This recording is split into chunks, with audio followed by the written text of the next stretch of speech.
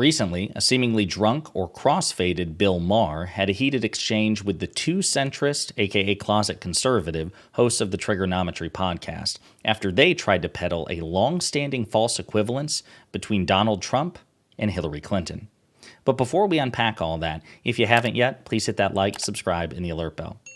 All right, folks, I've got several clips to play here. This concerns, again, a long-standing false equivalence that's been peddled by the Republican Party and conservative commentators and so-called enlightened centrists, that really the left and Democrats shouldn't be so upset with Donald Trump over his election denialism, because didn't Hillary Clinton effectively do the same thing in the 2016 election? Obviously not for those of us who understand the situation. But before we unpack that, I want you to watch this clip between the two enlightened centrist hosts of the Triggernometry podcast and an increasingly agitated Bill Maher. It's about 3 minutes long. Then we'll dive into it together. All that coverage. But yes, am I surprised we survived? And we really haven't yet, because he still hasn't conceded that election. Well, that's why I'm asking. Just the idea of a guy who doesn't concede elections, okay? You guys should stop worrying about all these other little, that's it. That's the ball game. If the guy doesn't concede elections. Did Hillary concede elections? Of course Hillary conceded. She said he's an illegitimate president. When did she say that? She said that in 2016. She said he knows he is an illegitimate president.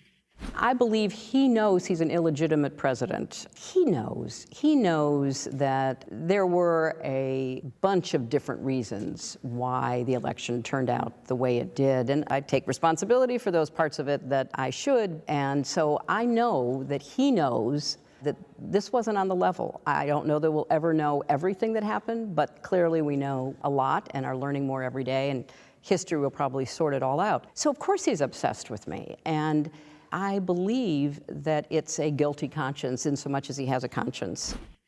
After the election? Yeah. Russia collusion, what was that if not denying the election? They made up a story, which was a hoax. Well, it wasn't a hoax. Yeah, it was. It well, wasn't just true.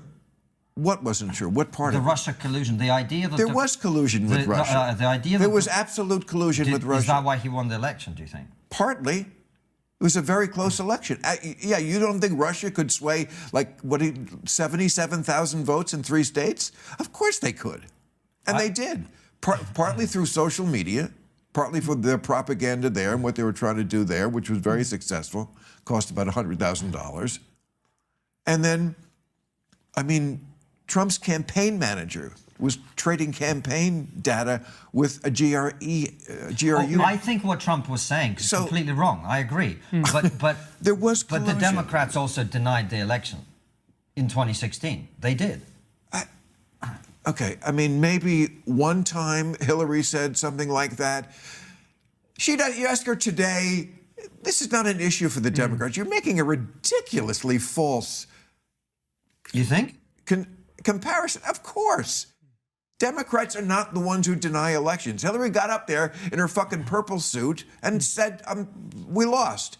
Al Gore did it, took one for the fucking team in 2000. Agreed. Yeah. Agreed. It's just a ridiculous false comparison. False comparison. Yeah. Okay. Yeah. So there you have it. There's a lot to unpack in that exchange, because there's just the dishonesty of the premise of the two centrist hosts and how they moved the goalposts and then tried to change it. And granted, Bill Maher was not at his best there. He's usually a pretty effective debater, but he was seemingly 3 sheets to the wind if you saw all the booze they were drinking. But whatever. The bottom line is he was ultimately correct. And really, even the points that he made were true. So let's be very clear here. Hillary Clinton did, in fact, publicly, formally concede the election to Donald Trump after calling Donald Trump to privately concede to him. This was the very next day after the 2016 election. Last night, I congratulated Donald Trump and offered to work with him on behalf of our country. I hope that he will be a successful president for all Americans. Donald Trump never did anything like that after the 2020 election. He never privately conceded to Joe Biden. He never formally conceded to Joe Biden. He still says consistently, not every now and then, not in a one-off conversation, that the 2020 election was stolen and that he did not concede. He never suggested he was going to concede in the first place. He repeatedly said in the lead up to the 2020 election that we'd have to wait and see, we'd have to wait and see. The only way he was going to concede the only way he was going to accept, rather, the results of the election as legitimate is if he won. He signaled as such. He resisted calls to commit to the peaceful transfer of power. Hillary Clinton never did anything like that. So let's be very clear. Hillary Clinton privately conceded to Donald Trump. Hillary Clinton formally, publicly conceded to Donald Trump. Hillary Clinton didn't try to litigate her way into the White House. She didn't file 60 BS lawsuits to try to sue her way into the White House. She didn't try to pressure the sitting vice president at the time, who, by the way, was Joe Biden, a Democrat, her ally. She didn't try to get President Obama and then Vice President Joe Biden to just throw out the ballots that she didn't like. She didn't direct her followers to basically lay a siege to the Capitol to engage in an insurrection on the day of the certification of the ballots. Democrats, a couple of them, a handful of them, objected to the certification of Donald Trump's victory, like 2. They could never get a formal co-signature from the other chamber of Congress, meaning that they were informal objections. They were not on the record, because you have to get objections from members of both houses, okay? A Democrat in the House, a Democrat in the Senate. They couldn't get it done. Meanwhile, more than 145 Republicans objected to the 2020 election, even after January 6th, and with no evidence.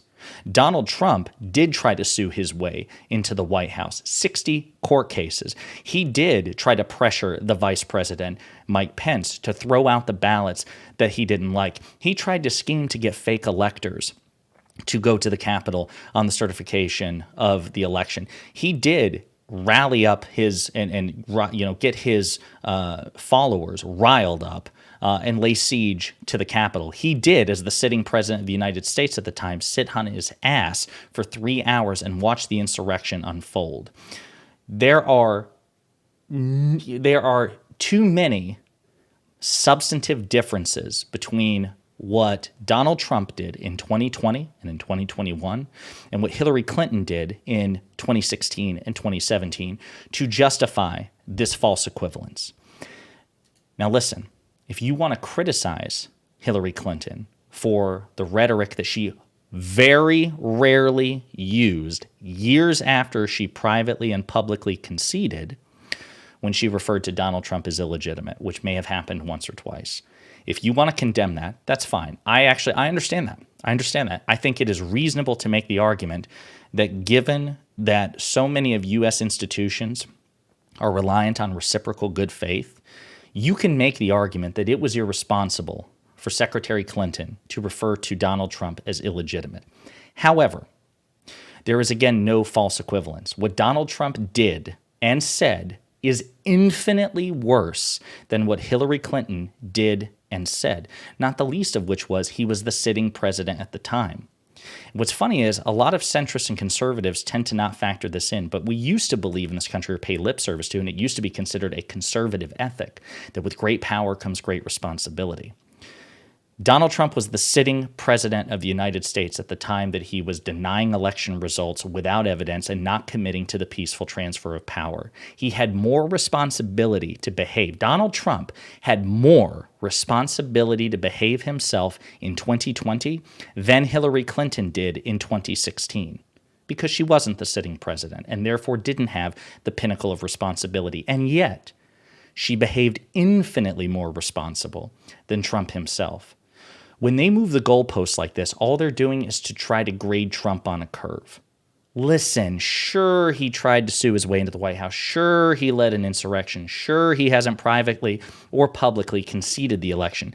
Sure, he tried to get the certification thrown out. Sure, he did this, that, and the other. But Hillary Clinton this one time said some really sketchy things. We have absolutely no obligation, you and I, to accept that framing. We should reject it. There's no reason to grade Donald Trump on a curve. There's every reason not to. We can say no. You can simultaneously condemn or reject what Hillary Clinton said is irresponsible, and recognize that what Donald Trump said was 10,000 times worse. That's it. That's all you have to do. Reject the framing. Now, again, as a reminder, I also want to throw in there that Donald Trump did publicly call on Russia to interfere in the 2016 election. That a person in our government, Katie, would delete or get rid of 33,000 emails. That gives me a big problem. After she gets a subpoena, she gets subpoenaed, and she gets rid of 33,000 emails, that gives me a problem. Now, if Russia or China or any other country has those emails, I mean, to be honest with you, I'd love to see them.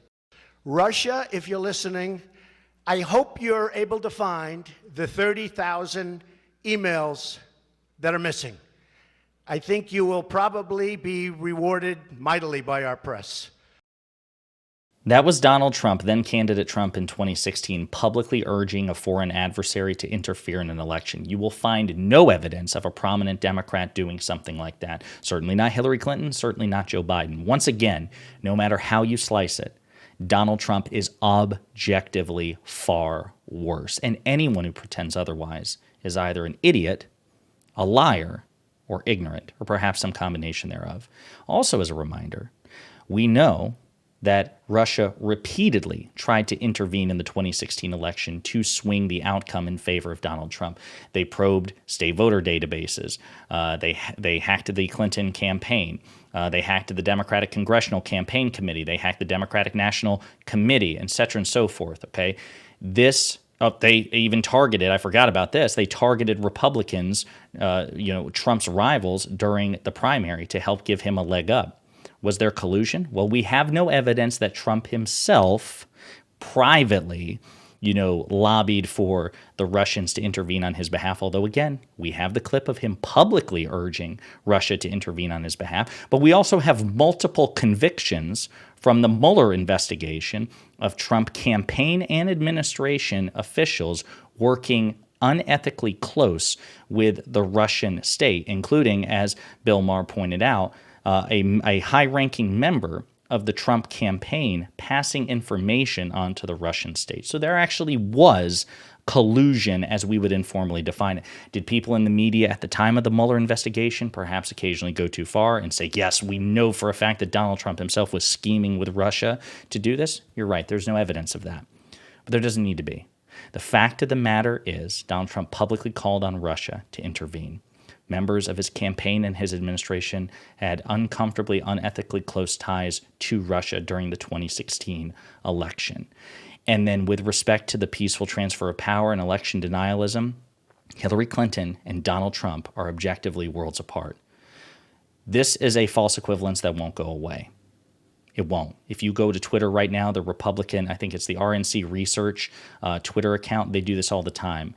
They will try to muddy the waters in election denialism. We have to reject that framing. We have to call it out. Bill Maher was right to say, listen, you all are engaging in a false equivalence. And honestly, we should not allow the conversation to even progress until that's acknowledged, or until we establish that the person with whom we're engaging won't acknowledge it.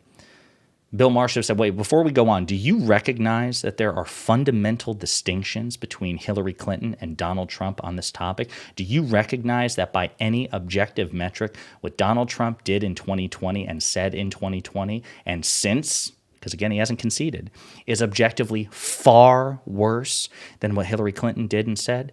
That's the question that should always be posed to people who introduce this false equivalence. Get them on the record. Let them see what they say. They'll either bite the bullet or they'll continue to spiral and engage in this false equivalence. And then you'll know you're not engaging with someone who is a good faith actor. That person is a bad faith actor and maybe not even worth engaging in or engaging with at all.